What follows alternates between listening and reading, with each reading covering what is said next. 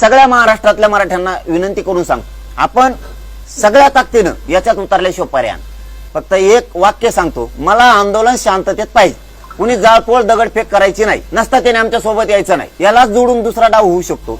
सरकार आपल्यात एखादी टोळी घालू शकते, ते माया नावाच्या घोषणा देईल, मराठा आरक्षणाचे देईल. आपल्याला असं वाटून मला लय कट्टर दिसतोय, आपला कपडे फाडायला बसलाय तो त्याचे स्वतःचे, ती गोंधून आणायला बसलाय, मग फोटो त्याच्या अंगावर टी शर्ट घालीन फोटोचे, आपल्याला वाटत हे आपलं कट्टर दिसतंय. आणि नंतर म्हणून देवेंद्र फडणवीस ऐकत नाही, सरकार ऐकत नाही, घाला गोटे. ते सरकारने पाठवलेली टोळी असू शकते, हे लक्षात ठेवा. त्याच्यामुळे त्याला धरायचं आणि पोलिसाच्या गाडीत फेकायचं. नाही तर आपल्या शेजारी जरी जाळपोळ सुरू झाली, डुकून सुद्धा बघायचं नाही, सरळ चालायचं मुंबईकर.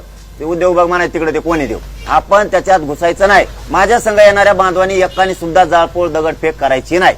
तुम्हाला काही घेणं आहे का? आरक्षण पाहिजे, दगड मारले तरी आरक्षण पाहिजे, शांततेत आरक्षण पाहिजे. तुम्हाला आरक्षण देतो ना, तुम्हाला काय करायचं? मिळणारं 70 वर्षातलं आरक्षण दिलं ना शांततेनं, मला